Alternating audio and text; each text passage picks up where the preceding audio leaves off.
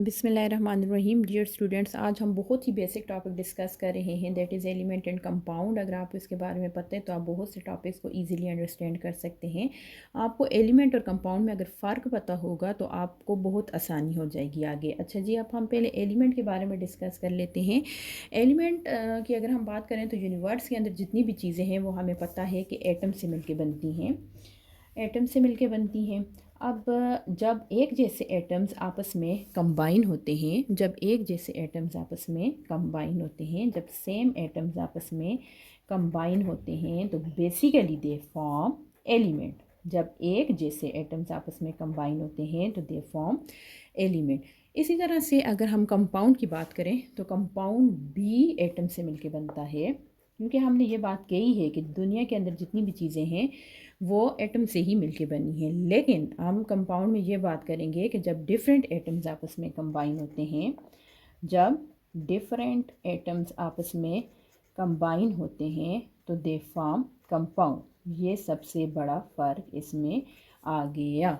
अगर हम इसको डिफ़ाइन करें तो हम इस तरह से डिफ़ाइन करेंगे कि a substance having same kind of atom, a substance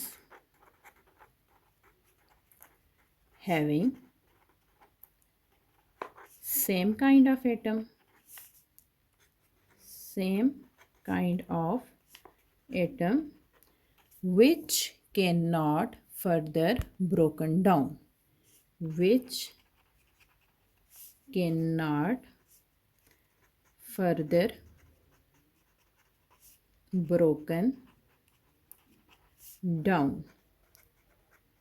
जबकि अगर हम बात करें कंपाउंड की तो कंपाउंड जो है वो हमारे पास है अ सब्सटेंस हैविंग,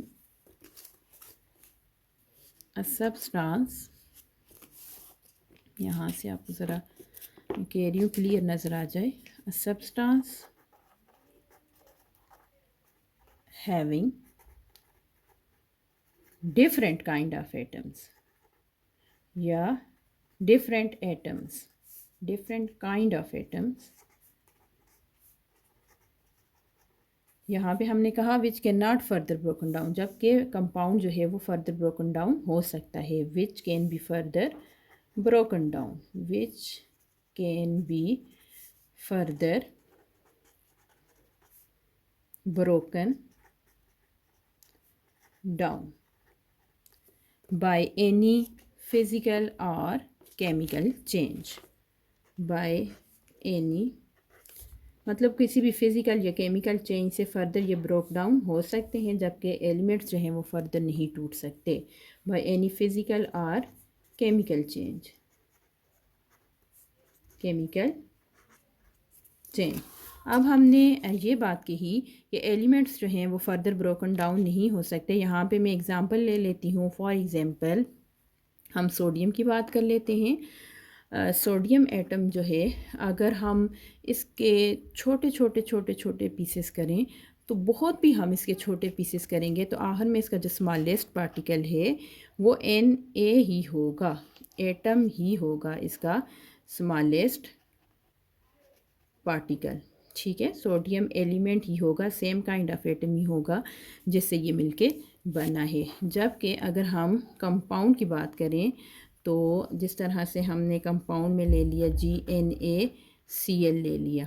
अब NaCl को अगर हम ब्रोक डाउन करें करें करें करें करें तो लास्ट में जो फॉर्मेशन होगी वो एक Na एटम की होगी और एक Cl एटम की होगी। तो इसका मतलब है कि ये दो डिफरेंट काइंड ऑफ एटम से मिलके बनता है। हमने यहाँ पे ये कहा कि सोडियम जो है वो सेम काइंड ऑफ एटम से मिलके बनता है, जबकि ये डिफरेंट काइंड ऑफ एटम से बनता है। और ये जो स्मॉलेस्ट पार्टिकल हैं कंपाउंड के, इसको मॉलिक्यूल कहा जाता है। क्या कहा जाता है? मॉलिक्यूल। इन दोनों में जो फ़र्क है वो यहाँ पे आपको क्लियर हुआ कि एलिमेंट जो है वो एटम से मिलके बनता है, जबकि कंपाउंड जो है वो किससे मिलके बनता है? मॉलिक्यूल से बनता है। जो स्मॉलेस्ट पार्टिकल ऑफ एलिमेंट होता है वो एटम है, जबकि कंपाउंड का जो स्मॉलेस्ट पार्टिकल है वो क्या है? मॉलिक्यूल है। तो यहाँ पे आपको ये चीज़ क्लियर होगी। अच्छा, अगर हम रिप्रेजेंटेशन की बात करें तो एलिमेंट को रिप्रेजेंट किया जाता है रिप्रेजेंटेशन की अगर हम बात करें तो एलिमेंट को रिप्रेजेंट किया जाता है सिंबल से। ये इसकी एक प्रॉपर एक रिप्रेजेंटेशन है, सिंबल से रिप्रेजेंट किया जाता है, जबकि कंपाउंड को रिप्रेजेंट किया जाता है फार्मूला से। ये इन दोनों में बहुत बड़ा फ़र्क है, एलिमेंट को सिंबल से और कंपाउंड को फार्मूला से रिप्रेजेंट किया जाता है। अब अगर हम इन दोनों की एग्जांपल्स को डिस्कस करें तो हमारे पास एलिमेंट की एग्जांपल्स कुछ इस तरह से आ जाती है कि सिंबल से इसको जो है वो सिंगल लेटर सिंबल से भी रिप्रेजेंट किया जाता है, डबल लेटर सिंबल से भी रिप्रेजेंट किया जाता है, सिंगल लेटर से भी रिप्रेजेंट किया जाता है, डबल लेटर से भी रिप्रेजेंट किया जाता है और लैटिन वर्ड से भी रिप्रेजेंट किया जाता है। लैटिन वर्ड रिप्रेजेंटेशन भी इसकी आ जाती है, जबकि कंपाउंड का हमारे पास एक सिंपल सा फार्मूला आ जाता है। अब अगर हम इसके सिंबल्स की रिप्रेजेंटेशन की बात करें तो इसमें मैं आपको एक टेबल बताती हूँ जिससे हमें ये पता चल जाएगा। अब इस टेबल के अंदर अगर हम देखें तो यहाँ पे मैंने name of element and their symbol लिखे हुए हैं। सबसे पहले बोरॉन एलिमेंट है जो कि सेम काइंड ऑफ एटम से ही मिलके बनता है और इसको जो है हम सिर्फ एक अल्फ़ाबेट से ही, सिंगल लेटर से ही रिप्रेजेंट करते हैं, दैट इज़ बी। कार्बन को सी से, हाइड्रोजन को एच, ऑक्सीजन ओ, फास्फोरस को पी और नियॉन को एन ई से रिप्रेजेंट करते हैं। अब यहाँ पे मैंने सारे सिंगल लेटर्स लिखे हुए हैं और यहाँ पे मैंने डबल लेटर लिखा हुआ है। ये इस वजह से इसकी डबल लेटर से इसको इस वजह से रिप्रेजेंट किया जाता है क्योंकि इससे पहले जो है वो नाइट्रोजन डिस्कवर हुआ था, नाइट्रोजन डिस्कवर हुआ था जिसको जो है वो उसके फर्स्ट अल्फ़ाबेट एन से रिप्रेजेंट कर चुके थे। तो अब इनमें डिफ्रेंशिएट करने के लिए इसको जो है वो एन ई से, नियॉन उसके बाद डिस्कवर हुआ जिसको जो है वो डबल लेटर से रिप्रेजेंट किया जाता है, डबल लेटर इसमें रिप्रेजेंट किया जाता है। इससे जो है वो ये बात पता चल गई कि ये जो है वो नाइट्रोजन से फ़र्क करता है। अब अगर हम बात करें तो कुछ हमारे पास